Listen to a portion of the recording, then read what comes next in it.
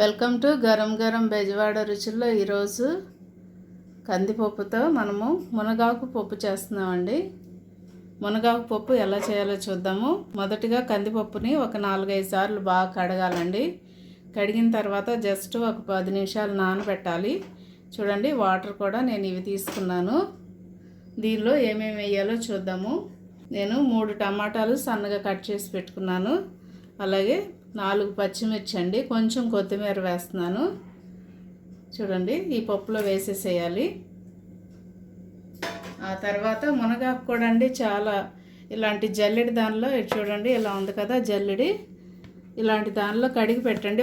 కనీసం ఒక 5-6 సార్లను కడగాలండి. చాలా మట్టి ఉంటుంది కదా దీనిలో, దుమ్ము అంతా కూడా నీట్గా కడగాలి. కడిగినటువంటి ఈ మునగాకుని మనము ఈ పప్పులో వేసేసుకుంటున్నాము.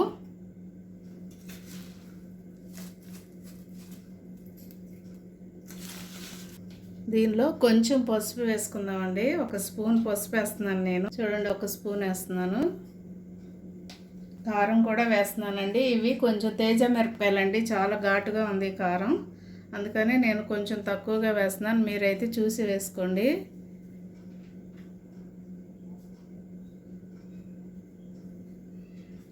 ఒక స్పూన్తో 1.5 స్పూన్ ఫుల్గా వేసానండి.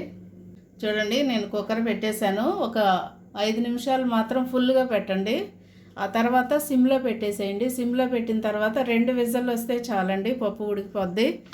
3 విజిల్ రానియొద్దండి పప్పు, ఎందుకంటే మాడిపోయిద్ది. సిమ్లోనే పెట్టి ఉంచండి. ఒక పక్క 5 నిమిషాలు మాత్రమే ఫుల్ పెట్టండి, తర్వాత సిమ్లో పెట్టేసేయండి. మునగాకు పప్పు ఉడికిపోయిందండి. ఇప్పుడు మనం కుక్కర్ తీసి చూద్దాము ఎలా ఉందో. చూడండి, చక్కగా ఉడికిపోయిందండి మునగాకు పప్పు. అయితే దీనిలో కొంచెం చింతపండు వేసుకోండి.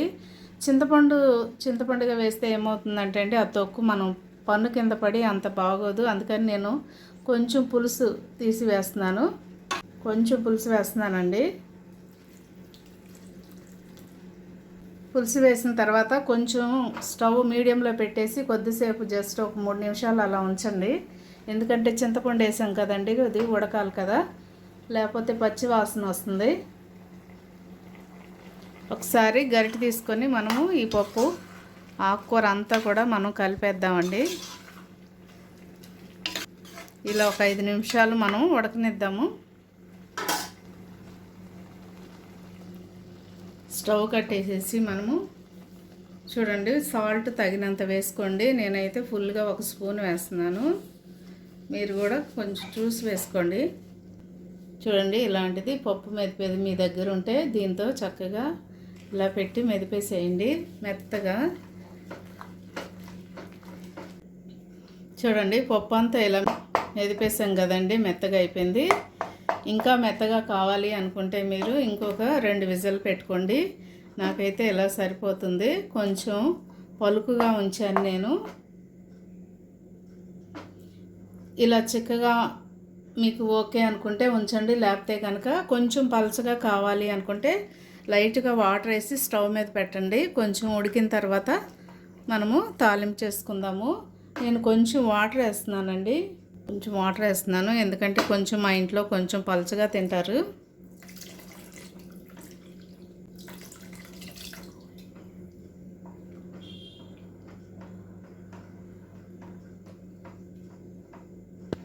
ఇలా కలిపిన తర్వాత ఇప్పుడు నేను స్టవ్ వెలిగించి పెట్టాను. ఇది కొంచెం ఉడికిన తర్వాత దీన్ని మనము తాలింపు చేసుకుందాము. ఎందుకంటే ఇప్పుడే వాటర్ పోసాం కదా, కొంచెం ఉడికితే బాగుంటుంది. ఈ మునగాకు చాలా ఆరోగ్యం కదండి. పప్పులోనే కాకుండా పెసరపప్పు మునగాకు కూడా ఫ్రై మరి చేసుకోవచ్చు మనం, ఎందుకంటే మన వీడియోలో ఉన్నాయి కదండి అన్నీ. అలా చేసుకోండి. అలాగే మునగాకు కారపొడి కూడా మనం చేసుకోవచ్చండి. అలాగే ఇది సంగటిలో కూడా బాగుంటుంది. సంగటి చేసుకొని ఇలా పప్పు చేసుకుంటే కనుక చాలా టేస్ట్గా ఉంటుంది. అలాగే చపాతీలోకి బాగుంటుందండి, పూరీలోకి బాగుంటుంది. చూడండి, పప్పు చక్కగా ఉడికిపోయింది కదండి. ఇప్పుడు నేను తాలింపు చేస్తున్నాను. దీన్ని కళాయి పెట్టి కొంచెం ఆయిల్ వేసానండి. ఆయిల్ కొంచెం ఎక్కువే పడుతుంది, ఎందుకంటే పప్పు మునగాకు కదండి, అందుకని కొంచెం ఆయిల్ కూడా వేసుకుంటే ఎక్కువగా టేస్ట్ బాగుంటుంది. దీనిలో 4 ఎండుమిర్చి వేస్తున్నానండి. ఎండుమిర్చిని ఇలాగా చిదిపి వేయండి, లేకపోతే పేలిపోతాయి. ఆయిల్లో వేయగానే పేలి మొహం మీద పడతాయి కదా, అలా పేలకుండా ఉండాలంటే కొంచెం ఘాటు పెట్టండి.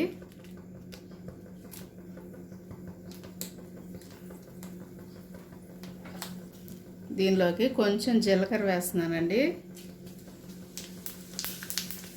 అలాగే కొంచెం ఆవాలు వేస్తున్నాను, అలాగే పచ్చి శనగపప్పు వేస్తున్నానండి.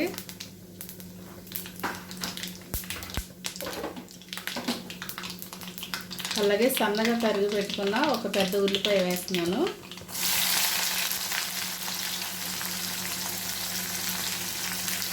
కరివేపాకు వేస్తున్నాను.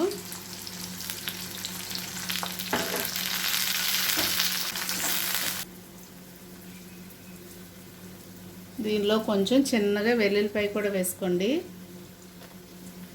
తాలింపు చక్కగా ఏగిపోయింది కదండి. ఇప్పుడు దీనిలో మనము పప్పు వేసేసుకుందామండి.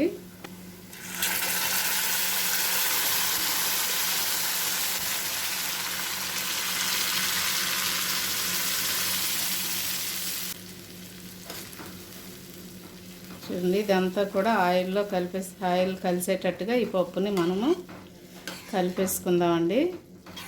చూడండి, మిగిలిన పప్పు కూడా దీనిలో వేసేసుకుందాం. అంతా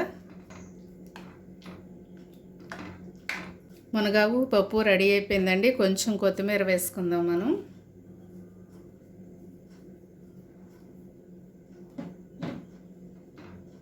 ఎంతో టేస్టీగా ఉండే మునగాకు పప్పు రెడీ అయిపోయిందండి. అలాగే మంచి ఆరోగ్యం కూడాను. తప్పకుండా మీరు ట్రై చేయండి. మా ఛానల్ని మర్చిపోవద్దు. గరం గరం బెజవాడ రుచులు. ఇప్పటి వరకు సబ్స్క్రైబ్ చేయని వారంటే సబ్స్క్రైబ్ చేయండి, అలాగే షేర్ చేయండి, లైక్ చేయండి. Thank you.